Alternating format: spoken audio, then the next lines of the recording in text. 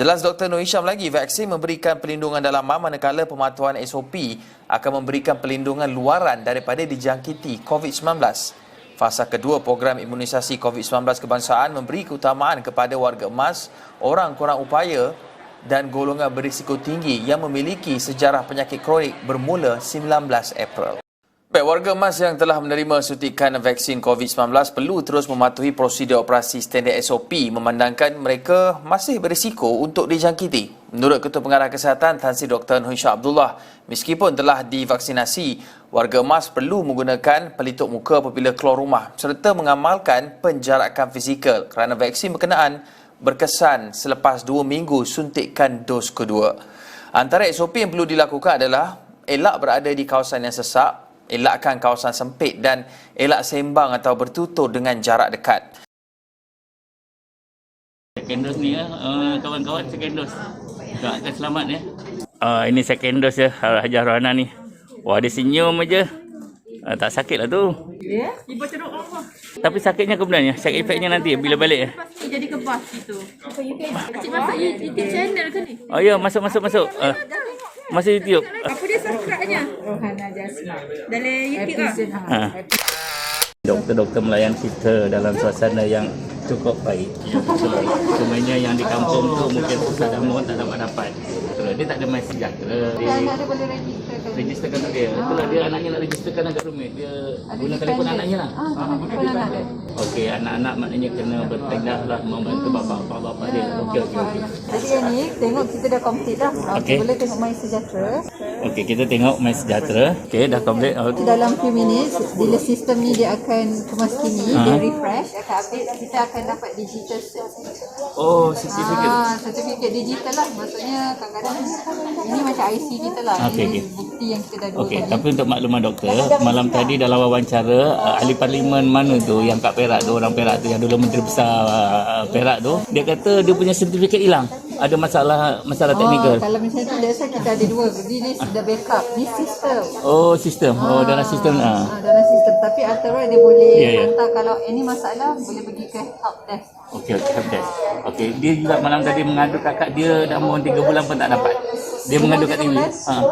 Kakak dia bukan dalam tempoh 3 bulan mohon untuk suntikan tak dapat tak dipanggil. Umur 60 ke atas, kalau umur dia dah 60 ke atas, dia dalam My Sejahtera tu, dia boleh update umur 60 ke atas yang belum mendapat appointment untuk memang ada tekan dia. So, tekankan help desk tu, dia akan tulis umur 60 masih belum mendapat appointment, dia akan dipanggil lah. Ini dia utamakan warga emas and yang OKU ataupun sakit ya. Okey, tapi yang tadi tu kalau orang tu nak membantu orang lain macam kat kampung ada JKK kan, ada kampung tu berapa orang yang boleh bawa untuk boleh masuk, ada lebih 5 orang boleh untuk daftarkan untuk sekali daftarkan untuk 5 orang kampung ada kan. Oh, kalau Saya, dalam My handphone Sejahtera. oh, tak boleh. Dia tengok ada dependent. Berapa banyak dependent yang perlulah, yang immediate. Maksudnya macam mak ayah kita, makcik kita tak boleh lah. Oh, makcik tak. Oh, okey. Okey. Tapi kalau misalnya dia tunggal, dia tak ada saudara mara. Kat kampung tersebut dia ada ketua kampung kan. Ketua kampung boleh laporkan ke PKD. Oh. Pejabat Kesihatan Okey, Negara. sebab itu saya ada menulis satu artikel antara Ismail Sabri supaya Kementerian Luar Bandar mengambil peranan untuk Kita pun sudah ada vaksin tubuh. vaksin ke kampung-kampung, bukan cuma orang saja. Pendalaman. Ya. Dia dah start. Dah start ya? Okey. Masa suntikan tu taklah rasa sakit sangat. Cumanya dikatakan selepas kita balik nanti dia punya side effectnya lebih berbanding dengan first dose. Dikatakan boleh demam. Dan dinasihatkan tadi kena makan Panadol 2 biji. Kepada yang dah warga tua macam kita ni, warga emas lah. Jadi side effectnya lebih. Cuma layanan dia kat sini cukup bagus lah. Layanan daripada doktor. Daripada satu kaunter ke satu kaunter tu memang cukup bagus. Layanannya baik lah. Jadi di second dose tak adalah side effect yang terusan demam apa-apa. Kita berusaha untuk menghindari barang penyakit dan kita usaha juga untuk injeksi vaksin ini untuk menanamkan antibody di badan kita. Menurut doktor tadi yang kadang ada berlaku meninggal, mungkin ada komplikasi dengan penyakit lain. Sudah divaksin masih berisiko. Negara diisytihar darurat. PKP 3.0, lockdown, rakyat terkesan, hilang kerja, hilang pendapatan, usahawan Bumi Putera hadapi ujian gejala mental makin tinggi, masalah kesihatan, kilang besar, tapak bena beroperasi, kluster bertambah, corona, COVID-19, musuh tiada kelihatan menyerang bertubi-tubi, berada dalam komuniti. Beribu dijangkiti, berpuluh orang mati setiap hari. Saudara mara dan sahabat duduk di rumah juga dijangkiti. Ada yang meninggal, tidak boleh diziarahi. Suntikan vaksin sebagai strategi.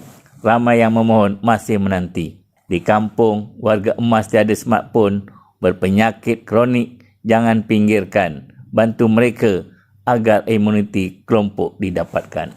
Sudah divaksin, masih berisiko dijangkiti. SOP, PKP, pakai face mask, penjarakan fizikal masih perlu dipatuhi. Kaedah dan perubatan tradisional jangan diperlekeh. Rawatan alternatif perlu dicari dan diperoleh. Asalkan tiada kesan sampingan serius, tidak membawa mati, tiada amalan membawa syirik.